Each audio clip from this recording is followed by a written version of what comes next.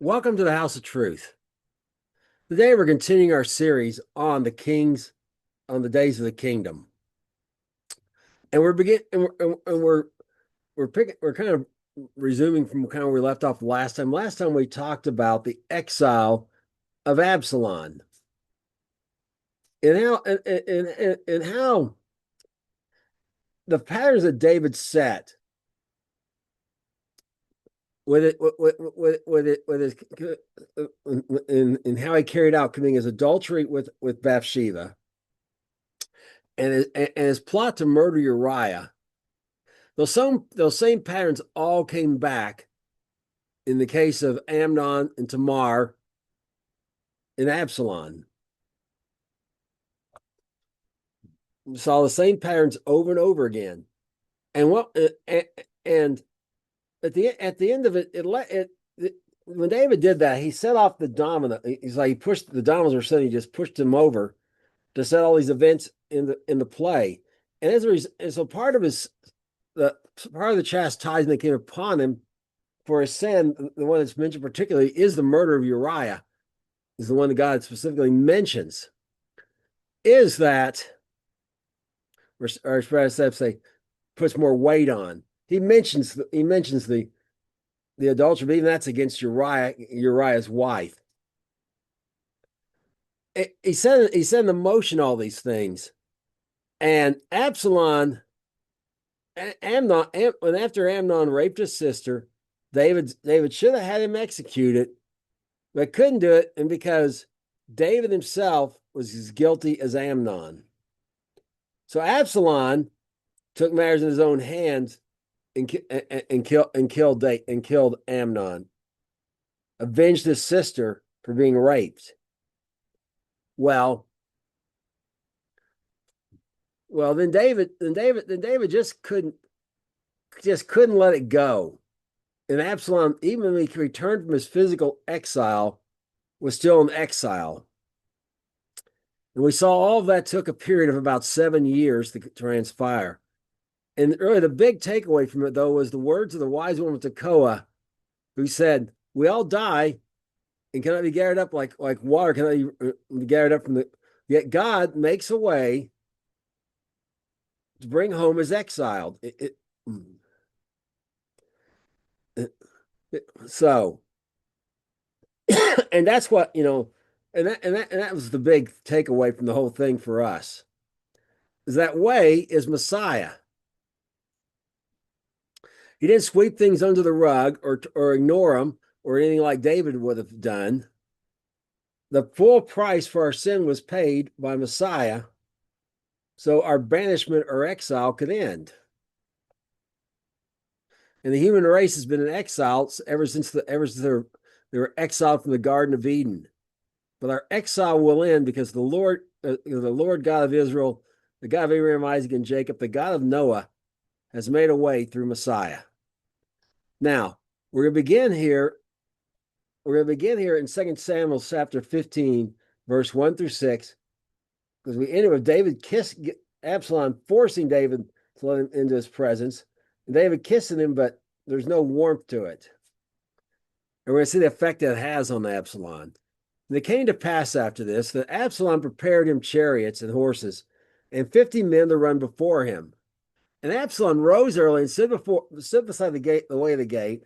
And it was so, when the man had a controversy, came to the king for judgment. Then Absalom called unto him and said, "Of what city are you?" And he said, "Your servant is of one of the tribes of Israel." And Absalom said to him, "See, your matters are good and right, but there is no man deputed of the king to hear you."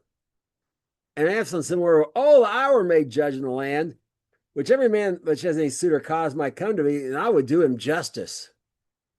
And so it was when the man came nigh to him to do him obeisance, he put forth his hand, took him, and kissed him. On this matter did Absalom to all Israel that came to the king for judgment. So Absalom stole the hearts of the men of Israel.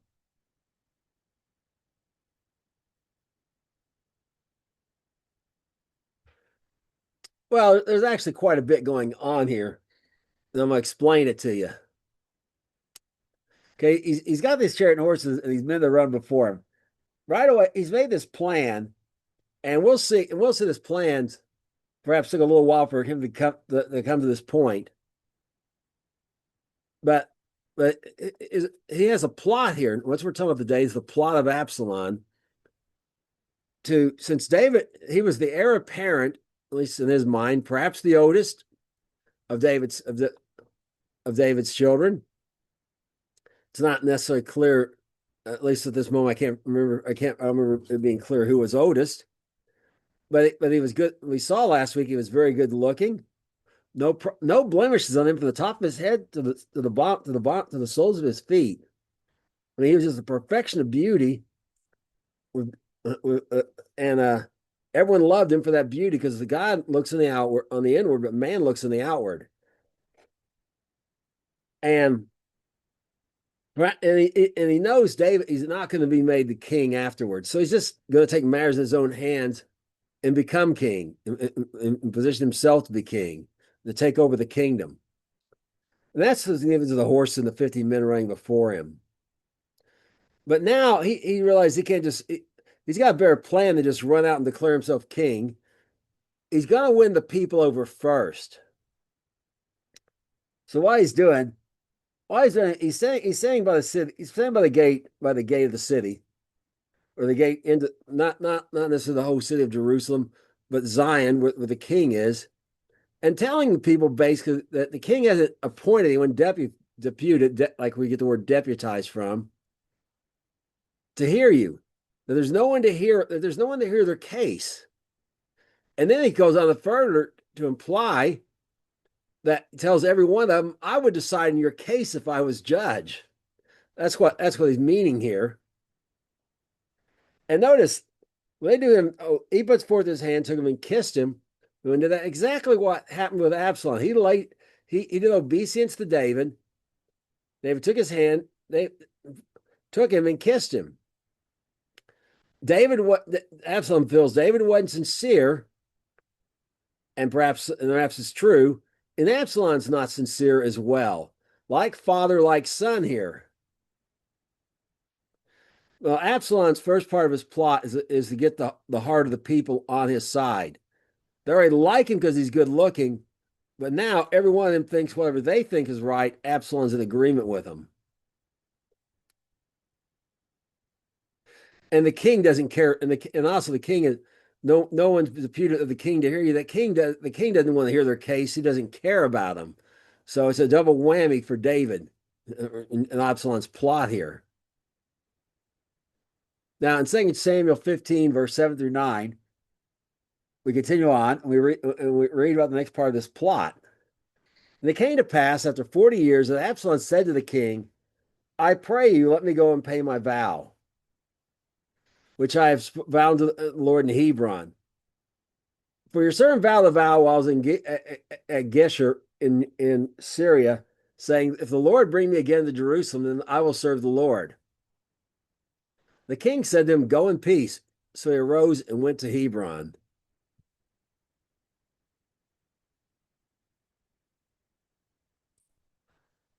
Okay, so now we're first going to discuss this after 40 years. Well, it's not 40 years from what Absalom wasn't doing this business for 40 years. David's entire reign was 40 years. David would have died way before this. We've already seen he's significantly into the reign of David by this point, perhaps 30 years into his 40 years reign, perhaps even further. So what's this 40 years refer to? Well, the Syriac Peshitta and some other ancient documents have 4 years, and they're saying and people say, well, that means it's the 4th year since he returned from Geshur, which he mentions here, that exile. However, the Septuagint also has 40 years. It's a much older document than all those others, and I couldn't find the Dead Sea Scrolls.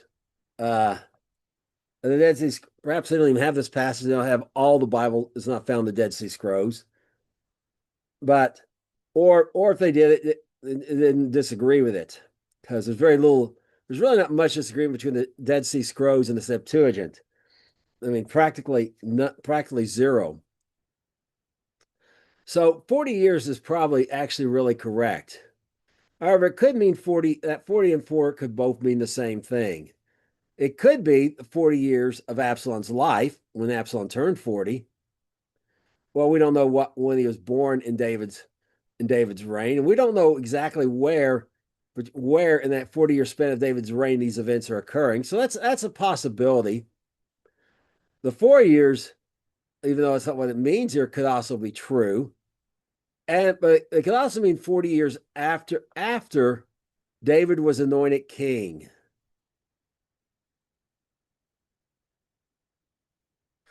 Because remember, David started having children before he was king, so that's all that could be possible with Absalom.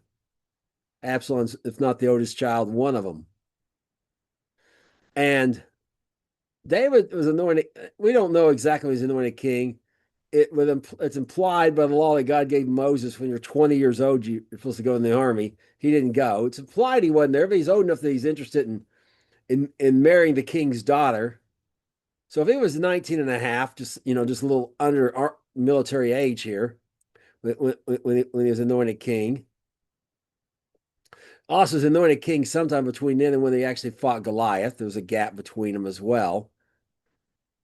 Well, if he was anointed king at 19 and a half, then that 40 years to be anointed king would put us at the year 21 at 3100. And that'd be 11 years before his death. And so that's possible. And again, we don't know exactly how old he was as anointed king.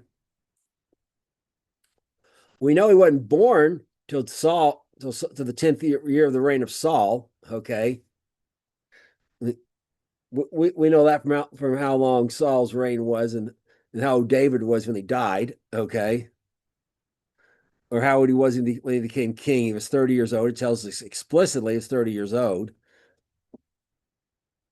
But we just don't know, and that's why those little question marks here and a little timeline we've been keeping.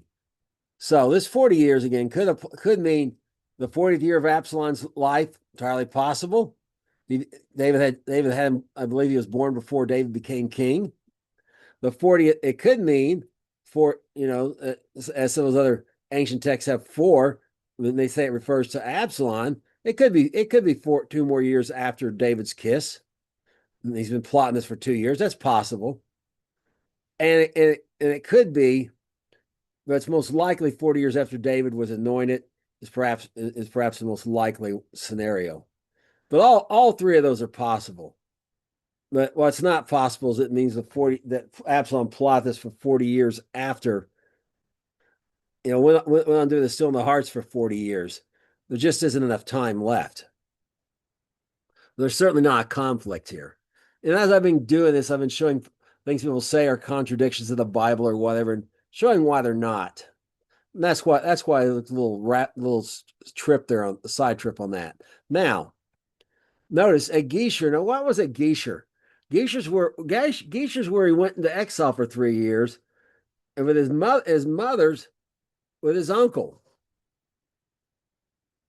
His mother had been married. David had married his mother, perhaps a political marriage. The Geshurites, the Maacathites were up here in northwest, up in this area. Israel had never driven them out, okay, and lived among them to this, and remained to live among them. And David, as we've seen, has really put an end to the driving out the Canaanites. It started long before him, but now he's expanded the kingdom and just put them under tribute, etc. And the reason is because Israel has become whether no better than the Canaanites. And God said, I'm having you drive them out for their wickedness, not for your righteousness. Well, when Israel's gotten this bad, and many of the Canaanites have come to faith in God and actually aren't wicked anymore. That's why the change in policy there. Like Uriah the Hittite, he was one of the groups that's supposed to drive out, but he was plainly valued his relationship with God above all else. So I'm sorry. So Absalom's tells him this. He made this vow. Mary made the vow or not. Maybe he did, but that's not really the reason he's going down there. He's going to Hebron. And why Hebron? Remember, David was first declared king in Hebron when he turned 30, and he was king over Judah, which meant Simeon too. Remember, it's not all shaded in like this. Should be a bunch of little dots. They just have these cities and Simeon, little villages around them, and all the farmland belongs to Judah. Okay, part of that scattering that came upon them from the word of Jacob, because of the deceitfulness of Levi and Simeon. Now, so so this is where he started, and it's maybe roughly where his land was distributed a proportional number of people in each tribe or whatever. And it's roughly a third of the land, a third of the tribes or whatever. And so he's replicating what David did. He started off as king over his own tribe. Remember, Jerusalem's actually on the border, but it's actually inside Benjamin. Okay, so he's following the strategy again, like son. He's following the same thing happened with David. He's repeating it. That's why he's going to Hebron.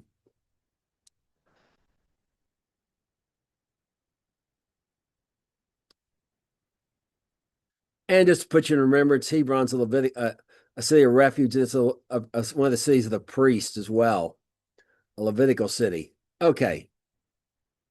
Now let's continue on here in 2 Samuel 15, verses 10 through 12. But Absalom sent spies throughout all the tribes of Israel, saying, as soon as you hear the sound of the trumpet, then you shall say, Absalom reigns in Hebron. When Absalom went 200 men, and with Absalom went 200 men out of Jerusalem that were called. And they went in their simplicity. They knew not anything.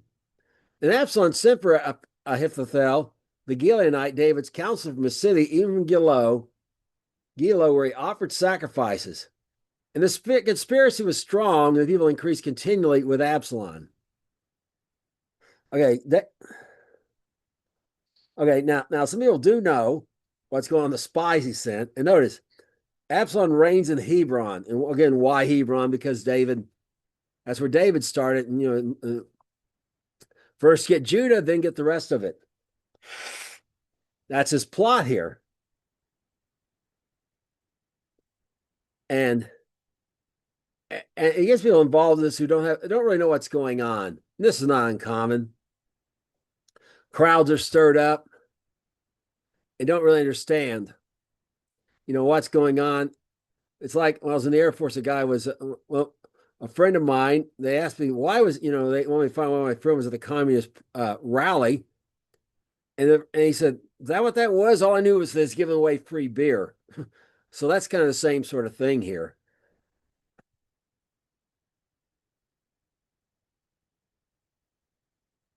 They want a large crowd, for the cameras.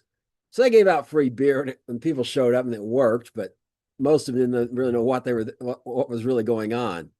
But notice who he brings: Ahithophel the Gileonite, David's counselor. And remember, this is his chief counselor. This man is the wisest one. And why would he go to Ahithophel? Why would he think he would even want to do this? Well, we'll look at that at the end.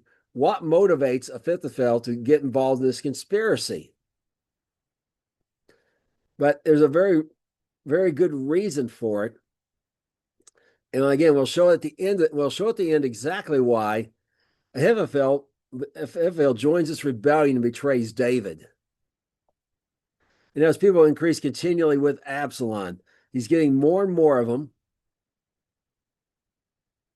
And they're saying he reigns in Hebron. He's reigning over Judah, is what they're saying with that. Well, let's continue. So now he's apparently arrived there. And word's going to get back to David, he's going to get back to David what's going on. In 2 Samuel 15, verse 13 through 18, we read what David does about this. And there came a messenger to David saying, the hearts of the men of Israel are after Absalom. And David said to all of his servants who were with him at Jerusalem, arise and let us flee, for we shall not escape from Absalom. Make speed to depart, lest he take care of us to overtake us suddenly and bring evil on us and smite the city with the edge of the sword. The king's servants said unto David, unto the king, Behold, your servants are ready to do whatever my lord the king shall appoint. And the king went forth, and his household after him. And the king left 10 women which were concubines to keep the house. And the king went forth after him and tarried in a place that was far off. And all the servants came on beside him, all the Kerethites and the Pelethites and the Gittites. 600 men came after him from Gath, passed on before the king.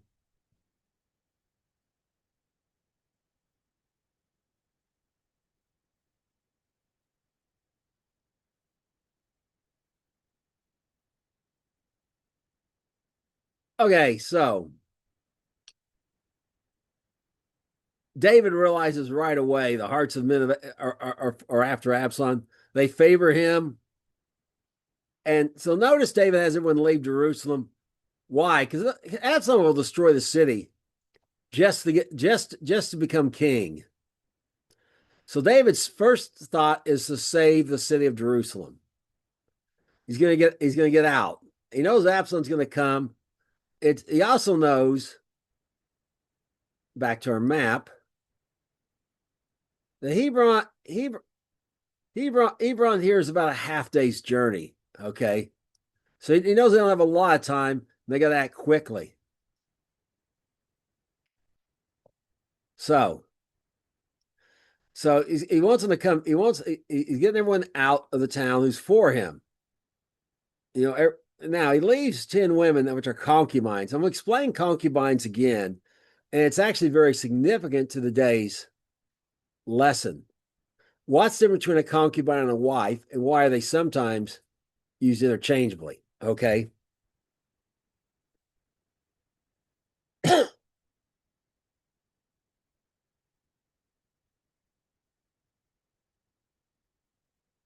a wife, a wife,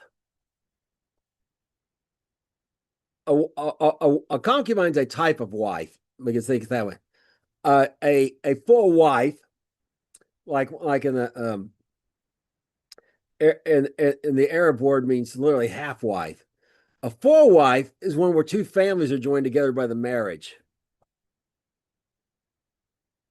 And that's where we get the expression in-law from. Because when I marry a woman who's got a family, I'm joining my family to her family, or myself to her family in particular.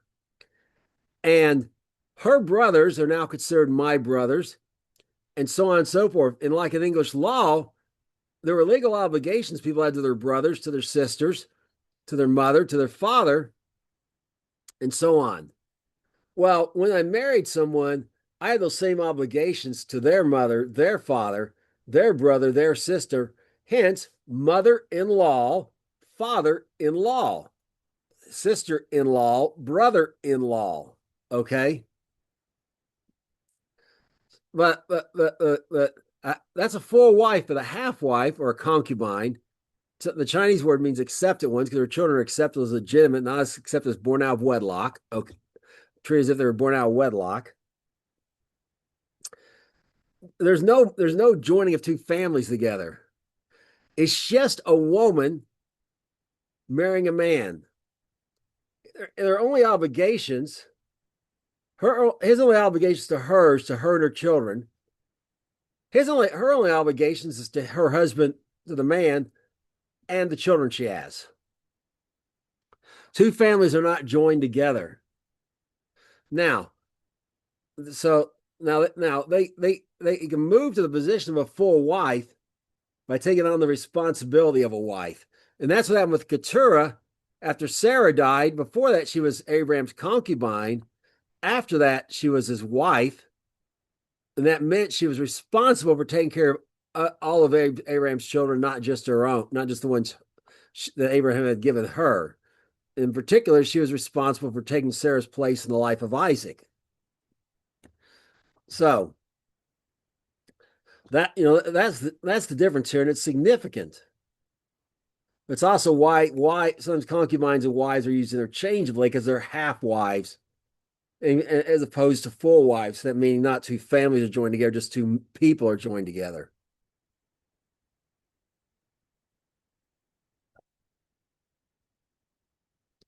So he left them to keep the house.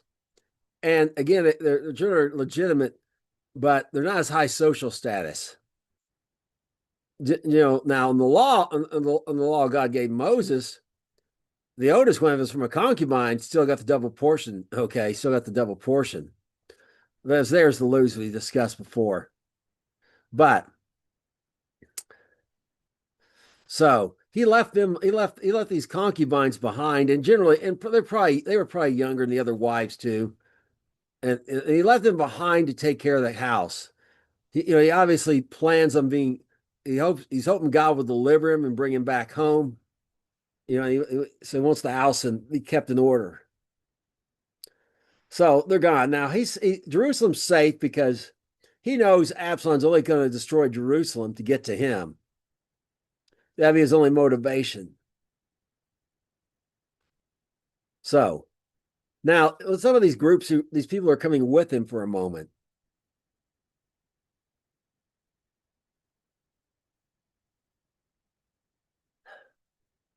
To remind you, they are again. Remember, the Kerethites. The word literally can mean executioners. They were also an ethnic group, but that's their function here. These are special forces people, punishers. I mean, another way to translate that. And it's like when someone, I say the president, realizes, hey, we got a war going on here, but we can just end it if we get rid of that one guy. He'll send in a group of special forces people. His job's get rid of that one guy, or back with a deck of cards, back with Obama. Bin Laden being the ace of spades. If they had just took care of the people on the deck of cards, they probably would have avoided killing a lot of people getting killed. But that's their jobs to go. Here, get this guy, go kill him, or perhaps capture him in some cases, but mostly just wanted dead or alive, preferably dead, is generally it. Now the Paleothites were couriers. It means couriers, but don't think of your mailman walking down the street. They're military couriers. It's a very dangerous job. You can perhaps think of it if you've ever watched like a World War I movie in particular, when they didn't have radio and set, so they would send couriers to go behind enemy lines or go through enemy lines to get messages to bring the situation to the command, go back to enemy lines to bring the orders of what to do about back to the people who are trapped there, and that kind of thing. I mean, or they'd go through there and smuggle weapons, these pouches they carried, messages, whatever. Okay, that's what we're talking about, a military courier. Again, another type of special forces. Not so much for killing, but definitely a dangerous job, and made it all together. Now, the Gittites were people that came from Gath, okay? Notice the 600 came after him from Gath.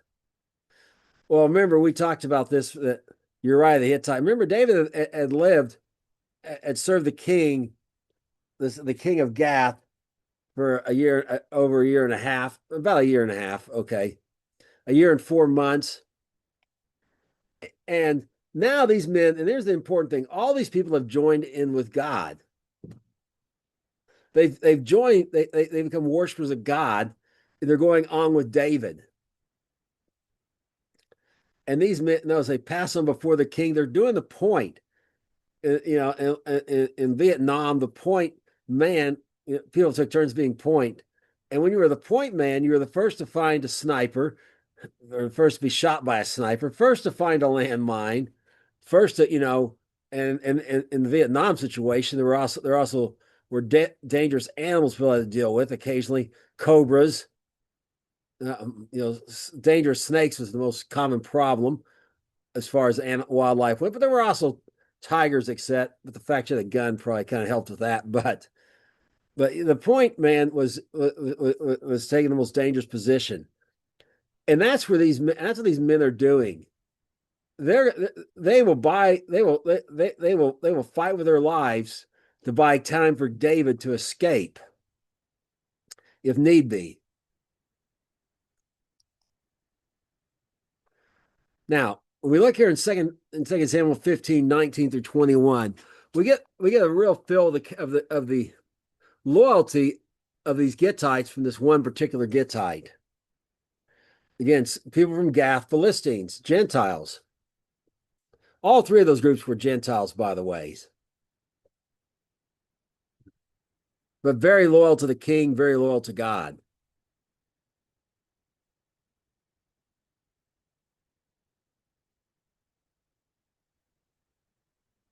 Okay, let's look at this exchange between King David and this one Gittite. Then said the king to Ittai the Gittite, "Wherefore do you go also with us? Return to your place and abide with the king, for you are a stranger and also an exile. Whereas you came but yesterday, should this day make you go up and down with us? Seeing I go to where I may return you and take back your brethren, mercy and truth be with you." And Ittai answered the king and said, "As the Lord lives, as my lord the king lives, surely in the place of the king shall be, where in life or death, even there will your servant be."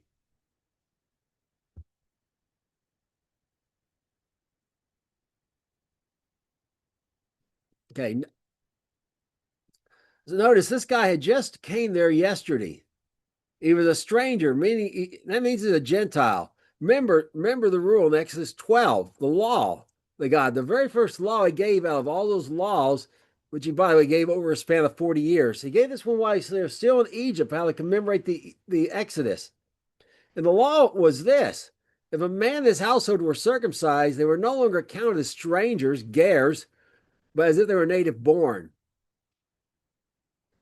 That was, the rabbis are completely rebellious against this commandment because so has not been circumcised. They call a ger tashav, a stranger of the gate, and they're not required. They're not required to do everything. They're only required to do the same things Noah had to do to be considered righteous, so they can eat pork and whatever, so on and so forth.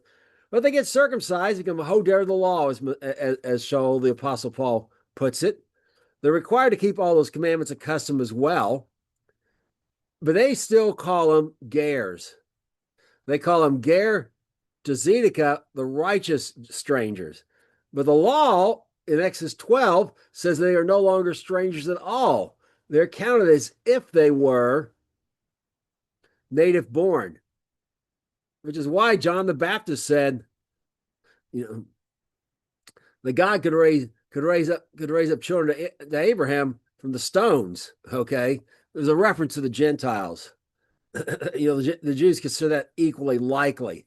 Okay, but the law actually provided for that. So the fact he's called a stranger here, a ger, Hebrew, means he's not been circumcised. He's a Gentile. He's a Gentile living among the people of Israel. Notice he's an exile. He came to David. He came to David just the day before to join him. And David says he doesn't know where he's going. That's what he's saying. Well, whether I may, he doesn't know where he's going, how long he'll be gone, except. And he just tells him, "You only came yesterday. Go back home. And no hard feelings. Truth and mercy be with you." But notice Ittai's answer. How's how it begins? As the Lord lives. The Lord's first. Then as my Lord the King lives. Surely in the place my Lord the King shall be. In life or death, where in life or death, there will your servant be. It harkens back to like the words of Ruth, another Gentile. I will go where you will go. Your people will be my people. Your God will be my God. And in the place you die, I will die also. This man is loyal to David to the death because he's loyal to the God of David to the death. And it's a picture again of Gentiles who are often more loyal to God, the God of Abraham, Isaac, and Jacob, than many of the people of Israel. As we see in this case, yes, some of these people didn't know what they were doing, but the spies and Ahithophel and Absalom and those many people who started joining Absalom, at a certain point know they're in rebellion against the king. They know that God has appointed David to be the king. And they are not loyal to God and God's plan at all. For these Gentiles, there's not just this one, it's those 600 other, the 599 other Gittites and those Kerethites and those Peleathites, okay? These Gentiles are loyal to the death to David, a picture of Messiah.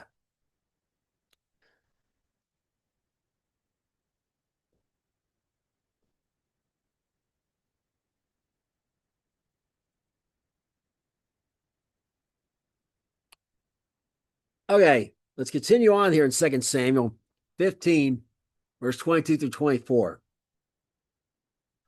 And David said to Ittai, go and pass over. And Ittai the Gittite passed over, and all his men, all the little ones that were with him. And all the country wept with a loud voice. And all the people passed over. The king himself also passed over the brook Kidron, and all the people passed over towards the way of the wilderness. Lo, Zadok also, and all the Levites that were with him, bearing the ark of the covenant of God, they sat down the ark of God, and Abiathar went up until all the people had done passing out of the city. Okay, so they passed over in front of David. They passed over the brook Kidron, which is in the Kidron Valley. That same brook Messiah passed over to go to the Mount of Olives. To go to the Garden of Gethsemane. And notice who's going there with them. They went there, and they were towards the front near the king, and they waited till everyone got through. Okay, they sat down the ark. Their thought is take the ark, protect it from Absalom, take it out of the ark, take the ark and protect it. That's what their thought here is. They're not taking the ark like the people did to go get delivered to the Philistines and as an idol. They just want to protect the ark. They're the priest.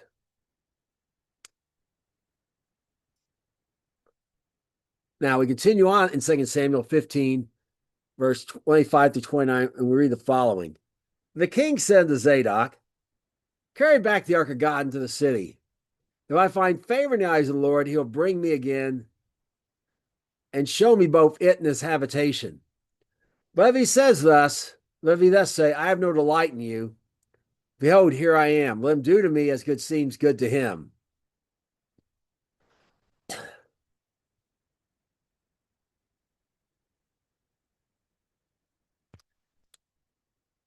And the king also said to Zadok the priest, are you not a seer? Return to the city in peace, and your two sons with you, Ahimaaz, your son, and Jonathan, the son of Abiathar. So I will tarry in the plain of the wilderness, and then until there come a word to you to certify a word from you, until there come a word from you to certify me. Zadok, therefore, and Abiathar carried the ark of God, really Abiathar, carried the ark of God again to Jerusalem, and they tarried there.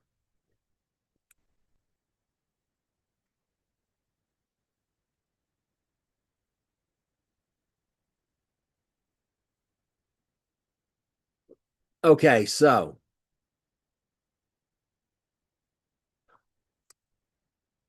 man, try it. So what we see here is David says, first they try to bring the ark, but he needs them back in the city. And that was in his habitation, the habitation being the tabernacle of David. Remember, the ark's been in there, even though the tabernacle got moved close to Jerusalem, but the ark was never put back in the Holy of Holies because it'd been polluted, as it were, by the actions of the sons of Eli. So,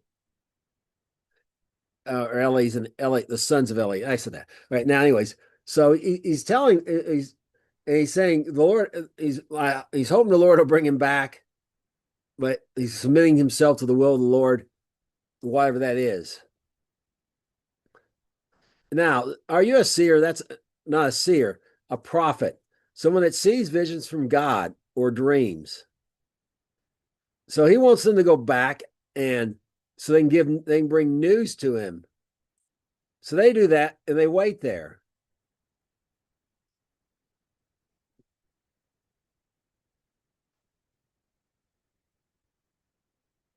And the messengers are going to be these two sons.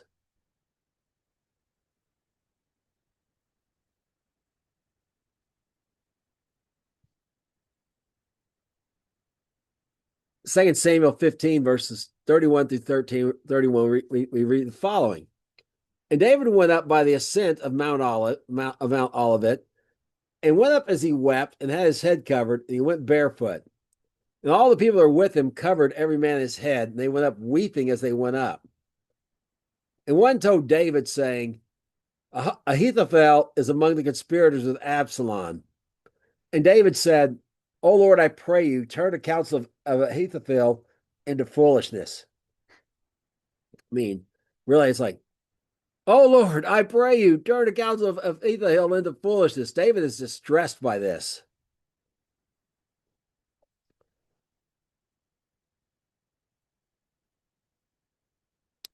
And notice everyone's going up there with him is mourning and weeping. And he's going barefoot. And it foreshadows the son of David going up a mountain barefooted, with it drive nails through his feet. Surrounded by his followers, those loyal to him are weeping with him on his own trail of tears. But this is even worse news to David. His only hope is God will do this. His request is immediate upon hearing it. Because he knows if God doesn't do this, he's finished.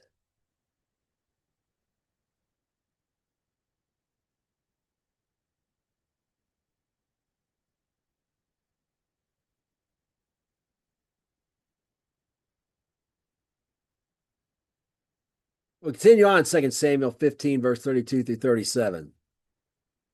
It came to pass when David was come to the top of the mount, where he worshipped God, behold, Hushai the Archite came to meet him, with his coat rent and earth upon his head. Unto whom David said, If you pass on with me, you shall be a burden unto me. But if you return to the city and say to Absalom, I'll be your servant, O king, as I've been your father's servants up till now, so I'll also be your servant, that you may for me defeat the counsel of Ahithophel.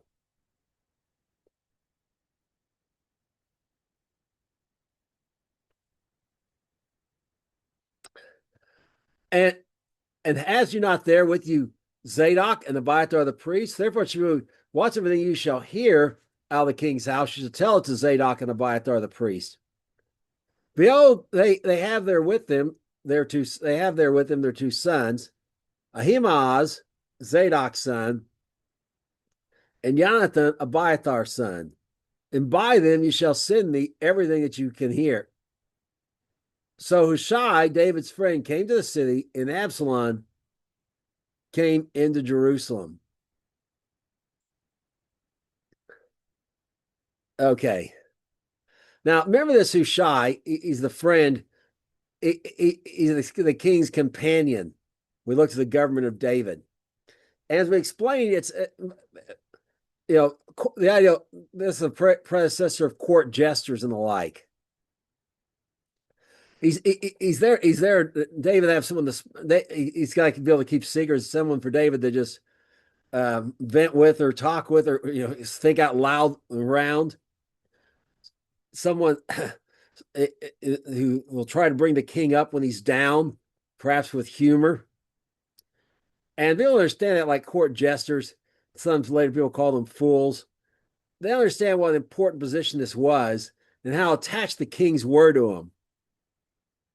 If the people seriously disrespected the court jester, the king might sometimes would literally have their head. That's how tight this companionship is. Okay, it was like insulting the king himself. So, but notice this guy shows up late, but he's not really late. He's right on time for God. David had just prayed for God to turn the counsel of Ahithophel into foolishness, and Hushai shows up. And David requests him to go back and do that very thing, and informs him of his own little counterplot he's got going on with his own spy network, so he can know what's going on. And notice how David's friend comes to the city, and then Absalom came right afterwards. So the appearance to Absalom when he's going to get in the city is the loyal people, even though everyone loyal to him, left. Everyone who stayed either didn't know or they weren't loyal to David. So he's gonna believe they're on. It's gonna give the impression they're on Absalom's side. Zadok, Abiathar, and and Hushai. Now we're gonna continue on here in 2 Samuel 16:14, and we're gonna see some more of what's going on as David's trying to, with a counterplot, to overcome the plot of Absalom. When David was a little past the top of the hill, behold, Ziba, the servant of Mephibosheth, met him with a couple of asses saddled, and upon them 200 loaves of bread, 100 bunches of grapes, and 100 of summer fruits, and a bottle of wine.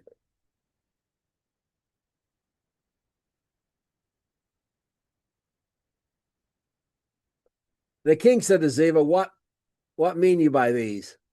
And Ziba said, These asses be for the king's household to ride on, and the bread and the summer fruit for the young men to eat, and the wine such as be fate in the wilderness may drink.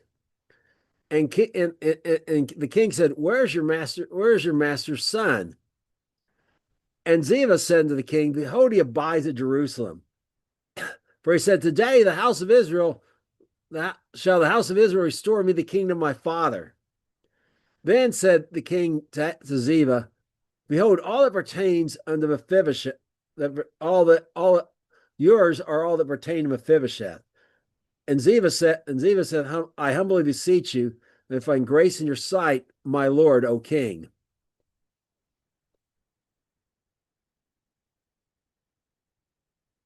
Well, there's lots of information in this lesson. I didn't have space to go over everything it ties back to. But remember, Mephibosheth, when at the fall of Saul, Mephibosheth was 5, got dropped, and he was lame in both feet, and David had him sit with his own sons in there, and had the Ziba run everything for him. Well, Mephibosheth's probably in Jerusalem because he's lame with both feet. And the only way he's going to get out there if Ziba carried him or whatever. Well, Ziba's not even in Jerusalem. He's out there overseeing the property of the house of Saul that was given to Mephibosheth. Okay. And now he comes with, he's supposed to bring food occasionally to help with the feeding of Mephibosheth to David. And now he's showing up out there to help David, trying to form an alliance with David. And when he says bottle of wine, only have a small bottle. It's an animal skin. It could be, it could have been as large as 10, 15 gallons of wine, okay, in that skin. Depending on what they did. They had ones that even just, hung over both sides of a donkey or whatever. Okay, so just to clarify, I don't think of a little bottle of wine like a bottle of beer, and how's all these people going to drink out of it? There's enough that everyone can have a little, perhaps, but just for those who are faint, that's just to kind of get people revived. So, because of the sugar content of it. Now, so he tells him this story about Mephibosheth. And now what I want to draw your attention to is what David doesn't do. David didn't say, David inquired of the Lord. David just takes his word for it. Now, before the Bathsheba incident, we saw David continually, it would say some things that look like no-brainers. And God would just tell him, yeah, go ahead and do it, the obvious thing. David still prayed. But David has not, since Bathsheba on, we've not seen David inquire of the Lord one time when he'll say something like this. He just takes Ziba's word at it and gives him as a reward for his loyalty everything that belongs to Mephibosheth. And he just assumed Mephibosheth, who's lame, didn't leave the city because he was lame, had no way to get out, but because of what Ziba got his own plot going here. I'm going to tell you that. We'll see it later. That this is all a lie. Okay, but he's plotting to get this wealth of Mephibosheth, who he's been serving under, to be his own. And David has totally given him that plot totally worked with David, at least up to this point. Now we're going to continue here in 2 Samuel 16, verse 5 through 8. And we're going to see what happens to David next in his fleeing, which is another one of his punishments, is this fleeing.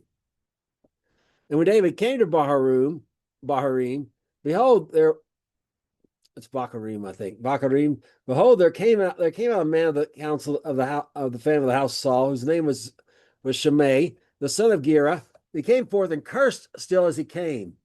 And he cast stones at all the servants of King David. The people and the mighty men were his right hand and his left hand. And thus said Shimei when he cursed, come out, you bloody man, you man of Belial. Lord has returned upon you all the blood of the house of Saul, in whose stead you have reigned. And Lord has delivered the kingdom into the hand of Absalom your son. And behold, you are taken in your mischief, because you are a bloody man.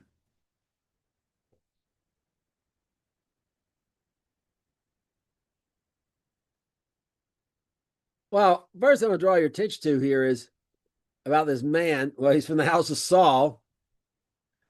And again, trying to restore the kingdom to the house of Saul. But he's casting these rocks and throwing dirt and so on and so forth. But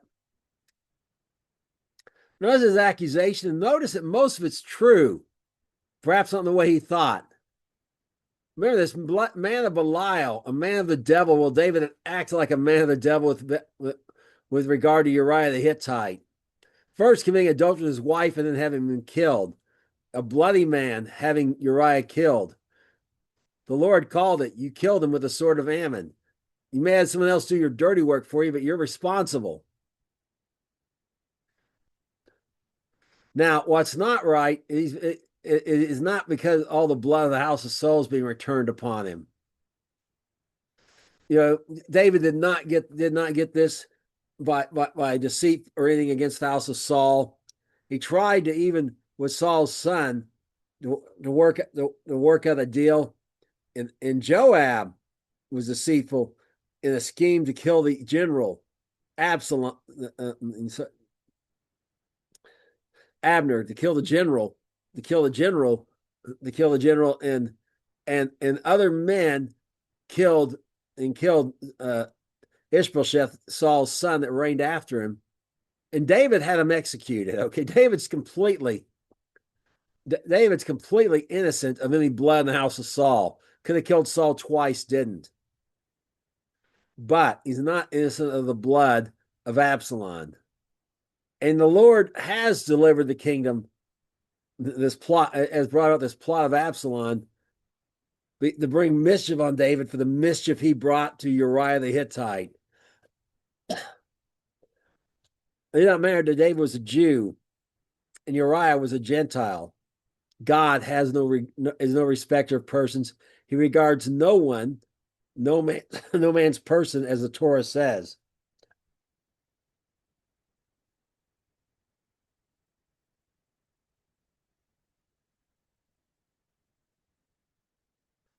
Okay, now let's continue on here in 2 Samuel 16, verses 9 through 14.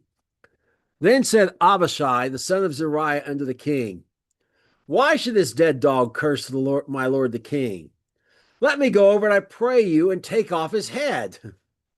The king said, what have I to do with you, you sons of Zeruiah?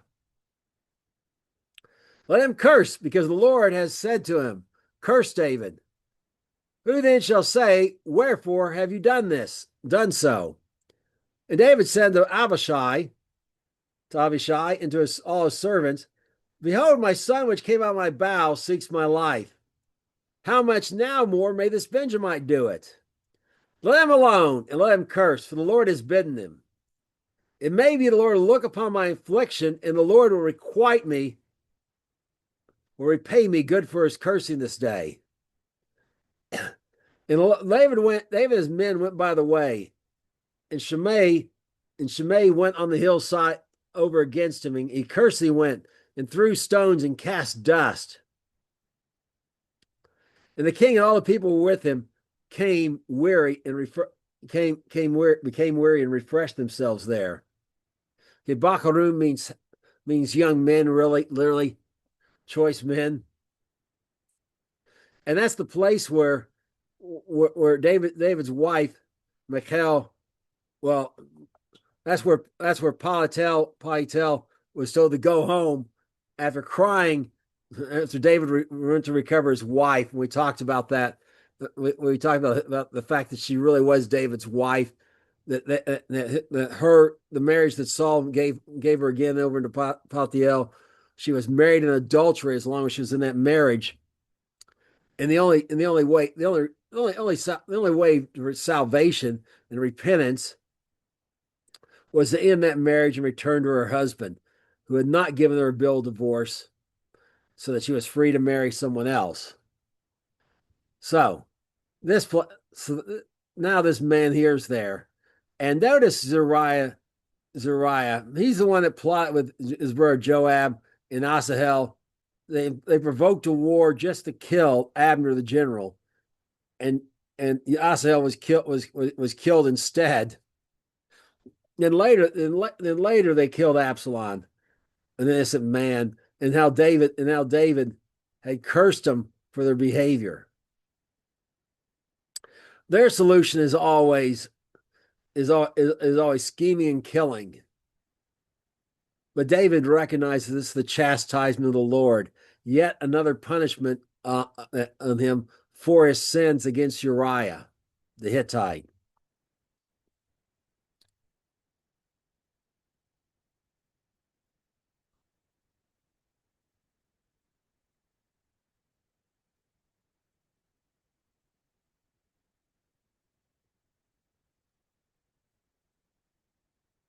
And notice how David's bearing under the punishment God's laying upon him, because he knows he's getting less than what he deserved. He deserved to be killed. He deserved death he committed murder, deserved to die for it. So he's bearing under this punishment. Now we continue on 2 Samuel 12, verse 11 to 12. We read the following. Thus says the Lord, I will raise up evil out of your own house. I'll take your wives for your eyes, give them to your neighbor. He shall lie with your wives in the sight of the sun. For you did it secretly, but I will do this thing before all Israel and before the sun.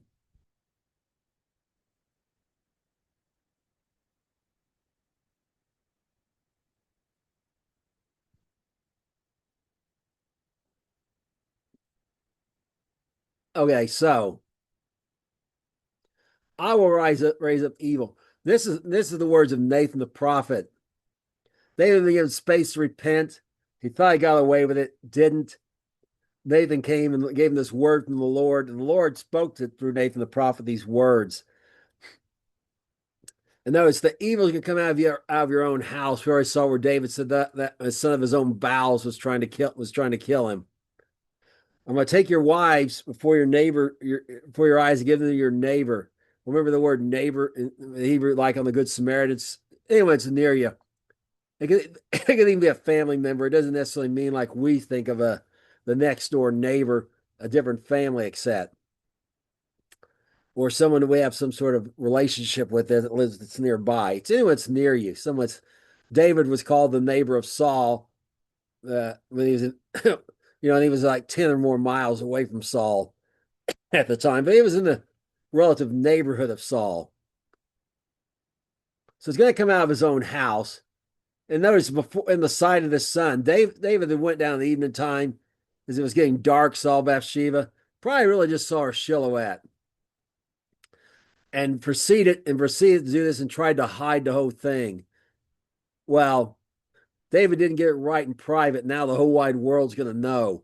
And that's the way it is with sin. God may give you graciously, you never got away with anything, as we talked about. He's giving you space to repent. And he's giving you a chance to get it right in private. But if you don't, he'll bring it out in the open and the whole wide world will know. And that's what's this referring. And all Israel's going to know it, not just David's household, a few of his close associates. Everyone's going to know it. So that's what David had warned about. Now we're going to see it come to pass. Right? Warn's not the right word, I should say. Foretold was going to happen.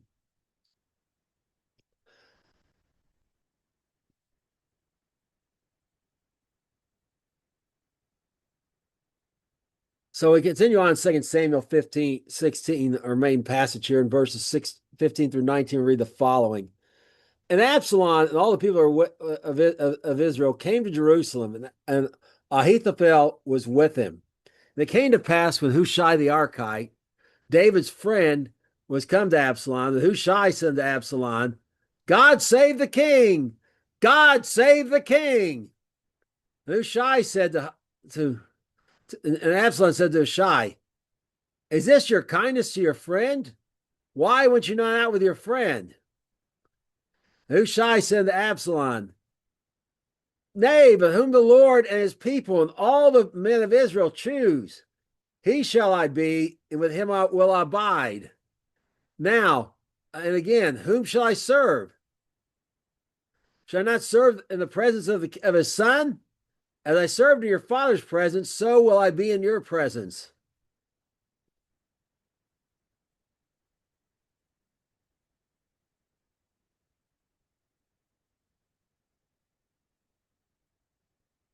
Well, in the end part here we see him saying, basically word for word what David told him to say. But notice what he says, God save the king. Hushai means all these things sincerely. But the king he's referring to is the one that God appointed, whom the Lord and his people and all of Israel choose I will be. Well, the Lord, this people, and all the men of Israel had chosen King David beforehand. But if the Lord had changed his mind to Absalom, Hushai is indicating he's more loyal to the Lord than he is even David. That's why is this? Is this your kindness? Are this how you treat your friend? You're betraying him?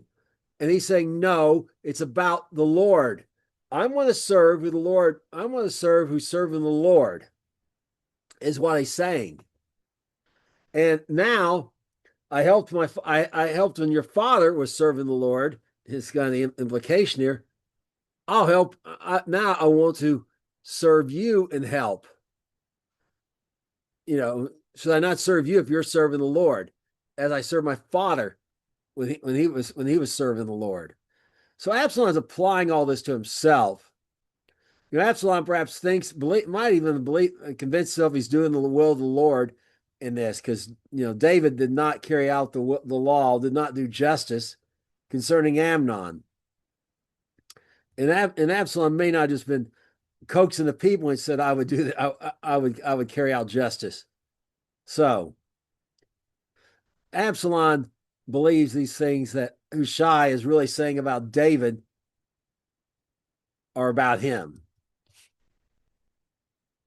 Oh, they would be about him if God really chose to make him king instead of David. His first loyalty is to God, which he makes plain.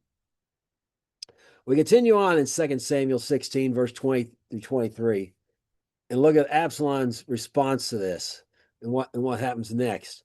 Then Absalom said to Ahithophel, "Give counsel among you what we shall do."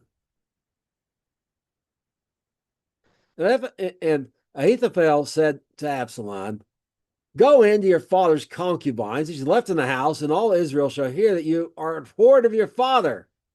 Then shall the hands that are with you shall be strong." So they spread Absalom a tent upon the top of the house, and Absalom went into his father's concubines in the sight of all Israel. And the counsel of Ahithophel, which he counseled in those days, was as a man that inquired at the oracle of God. So was all the counsel of Ahithophel, both with David and with Absalom. Okay, the oracle of God is someone who spoke the word of God, the words that God gave. It's saying his counsel, his wisdom was just like asking God himself for wisdom. Okay, that his plans did not fail, and so he tells them to go in there to those wives of David. They were called wives. Here they'll go in. They'll take your wives. Okay. Well, these are these wives, these concubines. Remember, it's a half wife as opposed to a full wife. Still a wife, and he went into them. Now they got a tent up there. They can't see the nakedness of Absalom, these women, but everyone knows what's going on. And the entire point is to make a wedge between David and Absalom that's just impenetrable, forcing people to fully be on Absalom's side or fully on David's.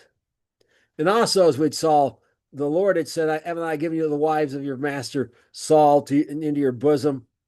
It was not an uncommon custom to do this, to show that you're now the king. Okay, so Absalom does this and absolutely, drives this wedge between him and David through this, adultery, as it were. And beyond that, the law said you could not have your father's wife, which Absalom did, like the man in Corinth. So the plot now it is set. Those who've been following Absalom are completely on his side. There's no thought of loyalty to David among them at all. And that's the way the world works. That's the way Satan works. He through sin gets them to be totally against Messiah in the same way.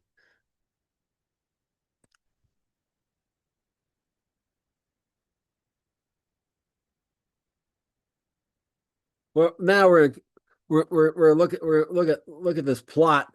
See what now Ahithophel does next to help in the plot of Absalom to take the kingdom. Moreover, Ahithophel said to Absalom, "Let me now choose 12,000 men, and I'll arise and pursue after David this night. And I will come upon him while he's weary and weak-handed, and make him afraid. All the people with him shall flee, and I will smite the king only. And I will bring back all the people unto you.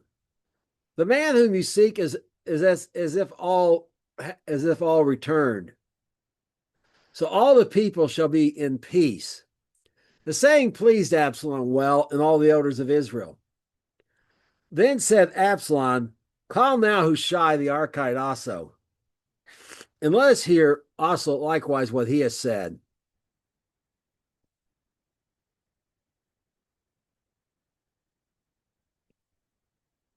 Well, there's really a lot here. 12,000 men. They got a bunch of people there already. They got enough people there already to do this.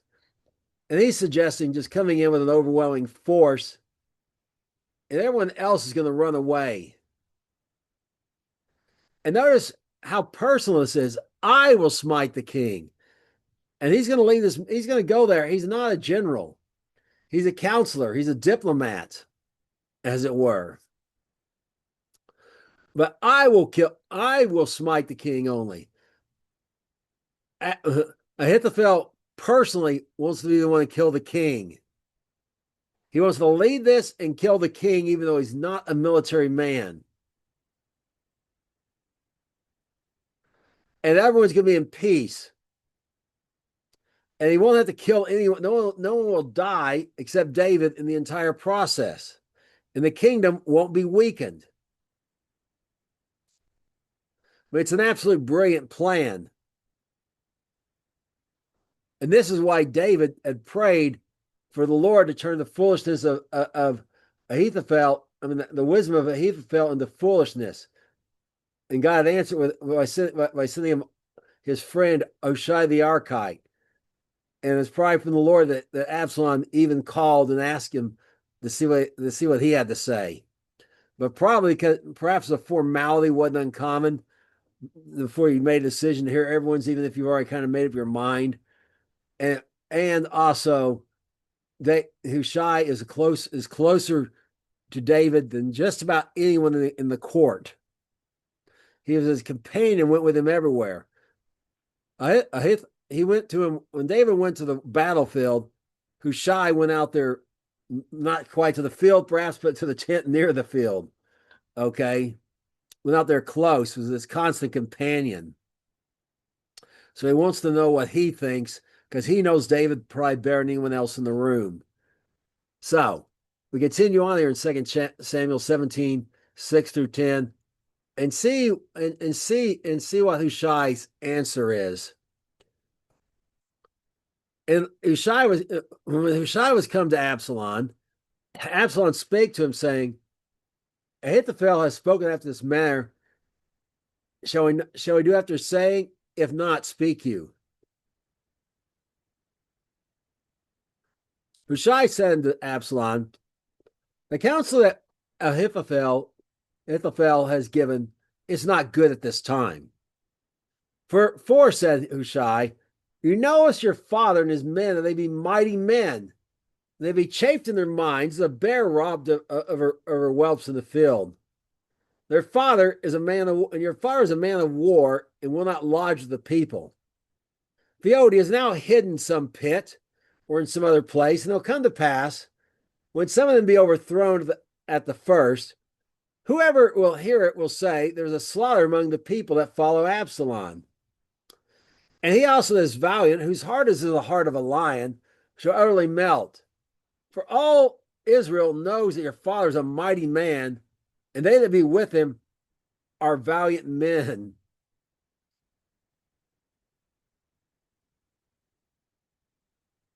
Well, if you remember after Solomon was born, that war the Ammonites had finally ended in the first phase of that war.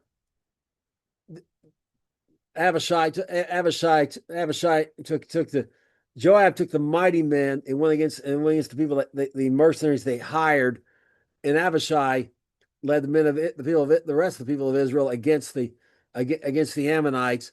And when these mercenary armies, these chariots who outnumbered them, everything, saw the mighty men, they fled without even fighting. And then when the Ammonites saw the mercenaries fled, they also fled.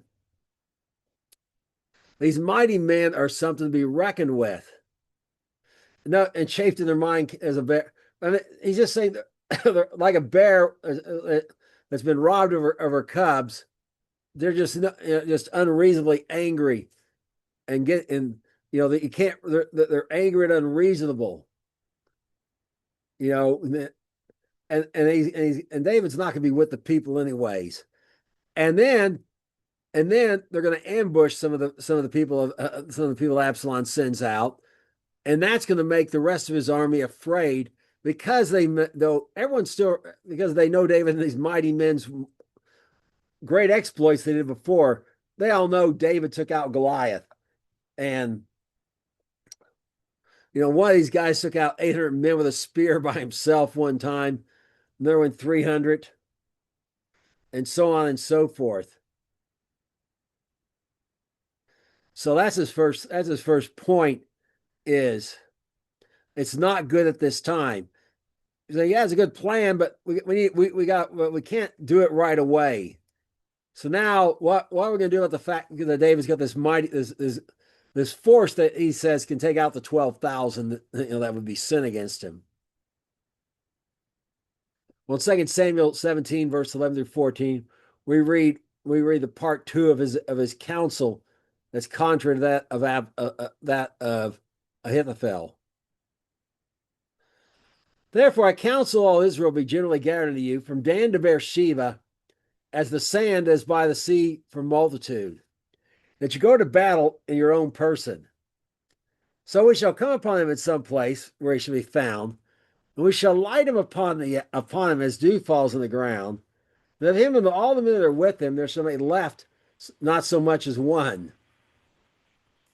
And behold, if he got into a city, then all Israel bring ropes to that city, and will draw him to the river until there be not one small stone found there. And Absalom and all the men of Israel said, the counsel of Hushai the Archite is better than the counsel of Ahithophel. For the Lord appointed to defeat the good counsel of Ahithophel, to the intent the Lord might bring evil upon Absalom.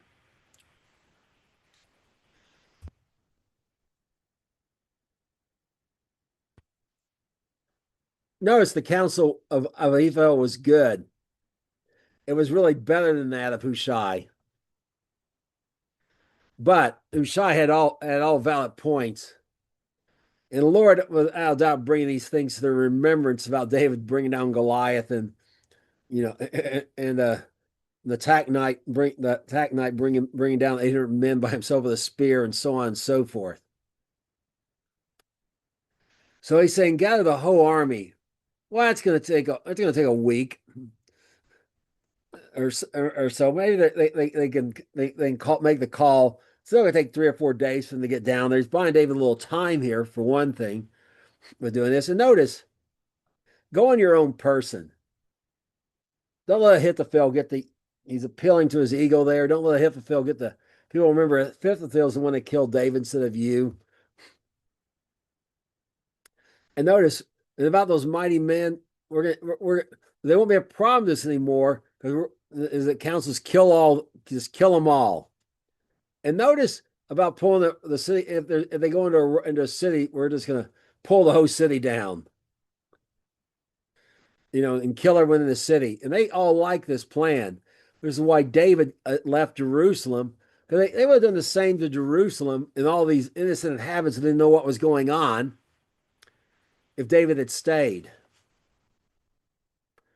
But yes, the ultimate reason why this sounds better to them is the Lord was in it. The truth is Ahithophel's counsel was better and would have worked. Now, let's continue on in 2 Samuel 17, verse 15 through 19. Then Hushai said to Zadok, to Abiathar the priest, thus and thus did Ahithophel counsel Absalom, the elders of Israel, and thus have I counseled. Now therefore sing quickly and tell David, saying, lodge not this night in the plains in the wilderness, but speedily pass over, lest the king be swallowed up and all the people are with him. Now Jonathan and Ahimaaz stayed in Rogel, for they might not be seen to come to the city, and a wench went and told them, and they went and told King David. Nevertheless, the lad saw them and told Absalom, and told Absalom, and they both went away quickly and came to a man's house in Bacharum, which had as well a court where they went down. And the woman took and spread a covering over the well's mouth and spread ground corn upon it, and the thing was not known. Okay, well, corn, don't think of, you know, maize, what we commonly call corn in America, but it just means Old English for grain. It's wheat or barley, depending on what time of year this was. And from the narrative, it would probably perhaps seems a little bit favor the wheat end a little bit more than the barley end, but that's what this is, a grain. So what she's done, they got this well and it's flat on the ground. Don't think about anything a well house or a big rock wall around so nobody falls in. Very common. They put these things and leave them level the ground and cover them up so they can hide them easily. Well, she puts a cloth over that and puts all this grain on there so nobody can see it. Now, so the problem here is that it says they told David, well, they're on their way to tell David, be more better translate. They went to tell David would be more accurate. And they realize that they've been seen. A wench, Old English, just a serving girl, not necessarily in comics and whatever and things. It's often, a wench is often a serving girl in a tavern, of loose morals. Okay, that's not what's meant here at all. It just means a young woman that was serving, that was not married, but not perhaps working and living on their own. So that don't get the ideal again of a woman of low moral character being sent to do this. So they go there. So they've gone there, and now they're being hidden by this woman there in Bacharum.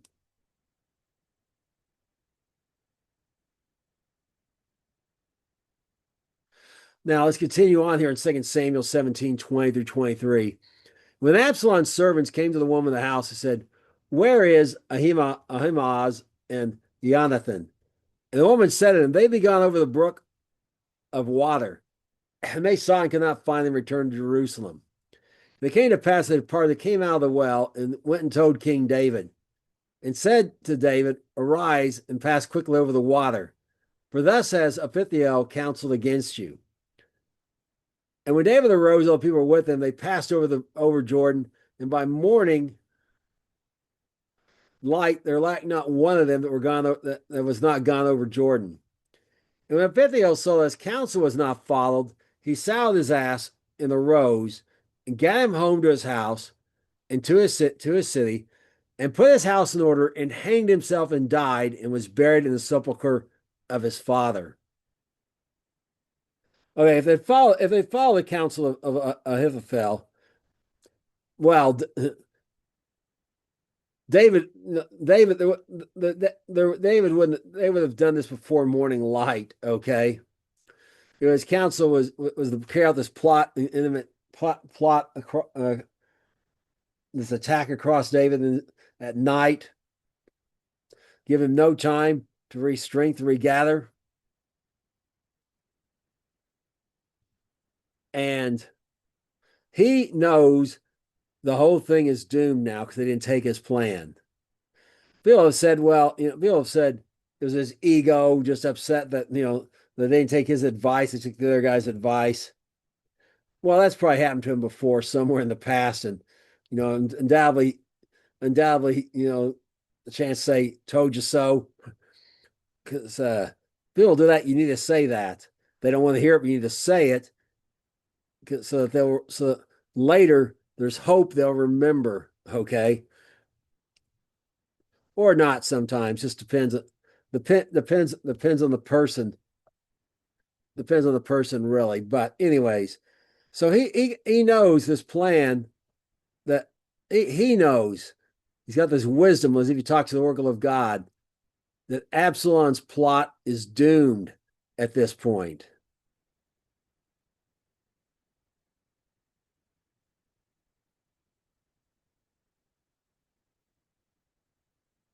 So the well of treading foot in Rogai, okay, a reference perhaps to that well she hit them in. Their feet were treading or fleeing. So now, if we finish up here in 2 Samuel 17:24 through 29, we're going to see what David does about this, what else becomes of this plot of Absalom. Then David came to Machanaim, and Absalom passed over Jordan, he and all the men of Israel with him. And Absalom made Amasa captain of his host instead of Joab, which Amasa was a man's son, whose name was Ithra the Israelite, that went into Abigail, the daughter of Nahash, the sister of Zeruiah, Joab's mother. So Israel and Absalom pitched in the land of Gilead. And it came to pass when David was come to Mahanaim that Shobi, the son of Nahash of Rabbah of the children of Ammon, and Machir, the son of Amiel of Lodebar, and Barzillai, the Gileadite of Rogelim, brought beds and basins and earth vessels and wheat and barley and corn, flour, and parched corn and beans and lentils and parched pulse, and honey and butter and sheep and cheese of kine, for David and all the people that were with him to eat. For they said, the people is hungry and weary and thirsty in the wilderness. Okay, so we see a second time of getting aid here from David. Now, Absalom is just made his second major mistake here. He doesn't know it yet, but he has. When he made Amasa the captain instead of Joab. Remember, Joab's shown himself two things: loyal to David, but first and foremost, will plot and kill anyone that gets in his way of being general. Even David said Joab was too, and Abishai were too strong for him. The army's heart was with Joab. And Amasa, by taking this job, is a dead man. And so is Absalom for giving it to him as far as Joab is concerned. Now, this Amasa, notice he's a man of illegitimate birth. He's not the result of perhaps people would say a one night fling. Okay. It's not Ithra the Israelite, the husband of Abigail, the daughter of Nahash, sister to Zeruiah, which was David's sister, Joab's mother. Not this Nahash perhaps being a wife of Jesse, but as opposed to this one, which is Nakash, should be a CH there. But the daughter, but if it's Nakash, which means serpent too, okay. This is a man of illegitimate birth like Jephthah was, whose mother was a harlot, remember, a prostitute. Well, this man here is now taking Joab's job. And again, as far as Joab's concerned, both of these men are dead men. No one gets to be general of the captain of the host except Joab, as far as Joab is concerned. And he'll plot and kill anyone that gets in his way. This is a major mistake Absalom made, and we'll see that we'll see that as we continue on later with the next time we talk about Absalom. So now Absalom has come down here, has crossed over Jordan here. It took him a while to get that army. David, meanwhile, has moved up to here, Machanaim. All right. So he's still a half day in front of him. Going to cross the Jabbok River here again, another barrier for Absalom to have to cross over. You see Macharaim's just right there on. All right. And notice who comes to help him.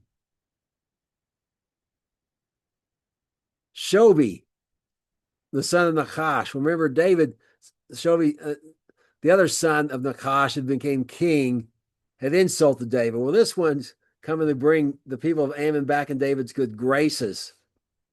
David had put them put them to work, cutting wood and so on and so forth, and paying tribute. But he's loyal to God. He's loyal to David because his father was David's friend. The archenemy of Saul was David's friend. Lodabar, remember, no, means no. The bar means pasture, no pasture. This poor area, think of a poor county in West Virginia, somewhere like that. Nonetheless, they give what they can to help David. And Bazar, the Gileadite, okay, he's on that same east part of Jordan, and Lodabar's over there as well. So David has went to a perhaps relatively poor area in many ways, but he has help. And notice the difference between Ammon and, well, I mean, these three, I should say, Shobi and these three, and earlier Ziba. Ziba is all a plot. It's all a plot to get the land of Mephibosheth. I'm sorry, the land of Mephibosheth. But notice these people, why they do it. Total compassion for the people David's with. The people is hungry and thirsty in the wilderness. They saw the need, they had the means of their hands to do something about it, and they did it. They brought them something to lay on so they could get some rest. Basins for washing themselves, washing the dust off themselves. Earthen vessels for carrying things, some of these items, which some were perhaps in sacks, but some couldn't have been, like honey and butter would be hard to carry, in a sack. Okay. And sheep, so they have meat. And they're basically, they are doing this out of compassion, out of concern, not trying to get something, giving something to get something. And it's like the scripture, like we're told in scripture. If your brother's cold and hungry, don't just say God bless you, but feed him and clothe him if you got the power of your hand to do so. They gave what they could to help David, just as those women ministered of their own hands to help Messiah when he was on the earth. They have a pure heart here. And again, notice Gentiles, it's Jew and Gentile are both represented here as being on the side of David, just as Jew and Gentile together, some Jews, some Gentiles, are for Messiah.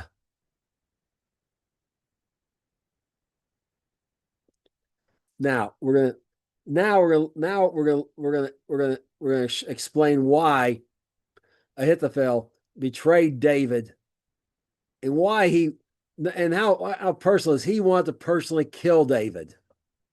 What was that about? He wasn't like Judas who saw that in the Messiah and repented. He wanted David dead. And he wanted to be the one to do it. So where did this hatred for David come from? From someone that was once a sweet counselor, his friend? It came from what David did to Uriah the Hittite. So here we are. Let's go back there in 2 Samuel 11, 2-3. And we're going to learn something very important about Uriah the Hittite and Bathsheba. It came to pass in the evening time that David arose from his bed and walked upon the roof of the king's house. He saw a woman washing herself, and was very beautiful to look upon. And David sent and inquired after the woman. And one said, "Is this not Bathsheba, the daughter of Eliam, the daughter of Uriah the Hittite?" Okay, as we said before, we talked about, or perhaps my misnamed lesson, Bathsheba. I should probably named it Uriah the Hittite. He knew exactly who this woman was before he ever brought her up there, put in that bad position, in his own way, forcing her to have sex with him through threat and intimidation or whatever she may have felt. Okay, she's the daughter of Eliam. She's the wife of Uriah the Hittite, but she's also the daughter of Eliam. And this expression here is very important, understanding why Ahithophel betrayed David and turned against him and wanted to personally kill him. And that's brought out in this is explained to us here in 2 Samuel 23, verse 34 through 39. Ahithophel, this is the end of the list of the mighty men of David.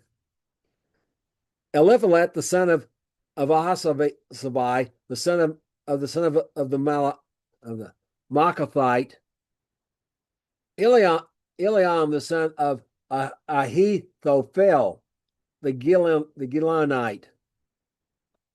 Herzrai, the Carmelite. Pariah, the Arbite. Igal, the son of Nathan of Zoba, Bani, the Gadite. Zelek, the Ammonite. Bahari, the Betharite, the Verathite. Armor bearer to Joab, the son of Zeruiah. Ira, a Nitharite. Gareb, a Nitharite. Uriah the Hittite. All of them, 30 and 7 in all. Remember Uriah, light of God, light of the Lord. The Lord's light. Well, that is the husband of Bathsheba, whose father is this Eliam, the son of Ahithophel. What the heck? Okay, the son of Ahithophel.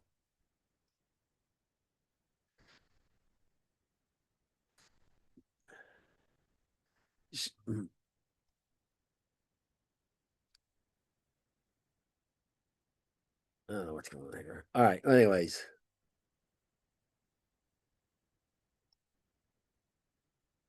I see. All right. Now, this is the important. Bathsheba was the granddaughter of Ahithophel. David hurt his granddaughter in all this. He saw her weeping over the lost child, weeping over her dead husband, Uriah the Hittite. But more than that, Uriah the Hittite was his son-in-law, grandson-in-law. And the law said that remember the city of refuge, if someone murdered someone and they ran to the city of refuge and they were guilty of actually murdering, what an accident, you were to hand them over to the avenger of blood, someone of their own family, to kill them. Ahithophel saw himself as the avenger of blood for Uriah the Hittite. He was wise as an oracle of you ask the oracle of God. He put it together when Uriah was killed that what David had done and what he'd done to cover it up. He sought that's why he personally wanted to kill David. He saw it as his duty. It was the duty under the law of a family member to avenge the blood of their family member, to be the one that killed the murderer. And David was the murderer of Uriah the Hittite, who was the same as his grandson through marriage. That's why Ahithophel betrayed David and sought to kill him personally. It was personal with him. Wasn't just, wow, looks like Absalom's going to win. I better join the winning side.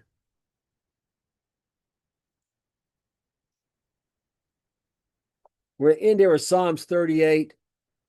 We saw the first part of this before, where David talks about his venereal disease that made everyone stand away from him and everything.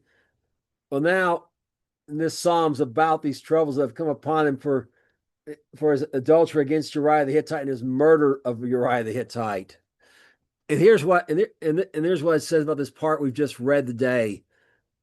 They also that seek after my life lay snares for me. They seek my hurt. They seek my hurts. Wait, they that seek my hurt speak mischievous things and imagine deceits all the day long. But I, as a deaf man, heard not, and was as a dumb man that could not open his mouth.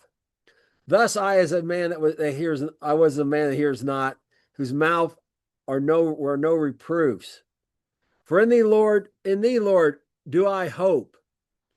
You will hear, O Lord, my God. For I said, hear me, lest they should rejoice over me. My foot slips. They magnify themselves against me.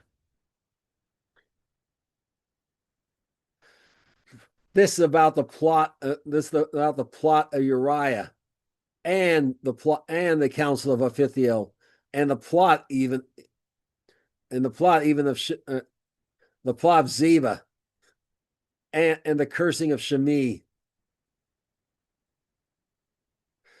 Absalom and Ahithophel laid snares for him.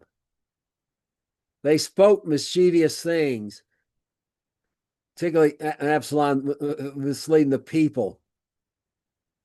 They imagined deceits all day long. And Ziba, as we'll see, was deceitful as well, okay? But David couldn't hear it. Even with Ziba. And he couldn't, and Shimei, he would not open his mouth. He was like a sheep led to the slaughter, so to speak. He said not a word like Messiah, because he deserved the cursing he got that was laid upon him. He recognized it was chastisement from God. In David's case, the chastisement that he deserved was being laid upon him. In Messiah's case, the chastisement we deserved was laid upon him. David had no defense of his mouth. He was guilty. He had killed Uriah the Hittite and was getting less than what he deserved. But he was not hopeless. Though he was getting under this, his hope was still in the Lord. He still called out to the Lord to overthrow the foolishness of the counsel of Ahithophel. And the Lord answered him through his friend Hushai the Archite. When his foot slipped, they magnified themselves against him. His foot had slipped with Uriah, with Bathsheba. He set all this in motion. Ahithophel was wise again as the oracle of God were told. He put it together rather quickly. And he just patiently waited, was looking for the opportunity to avenge Uriah the Hittite on David. He wanted to rejoice over him. He was looking for David to slip up. And David did slip up with how he handled the exile of Absalom. And perhaps that's, this is the big lesson for us here. No one ever gets away with anything, as we said before. We showed when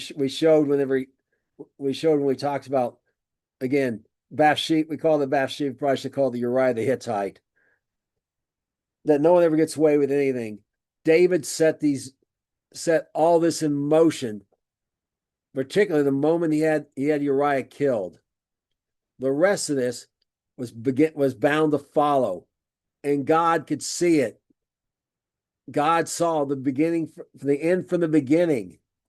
He knew Ahithophel was gonna give Abishai that particular counsel. To disgrace David the way David had disgraced Uriah the Hittite by forcing his wife, by forcing the wives of David the way David had forced the wives there, to make his wives feel what Bathsheba perhaps felt.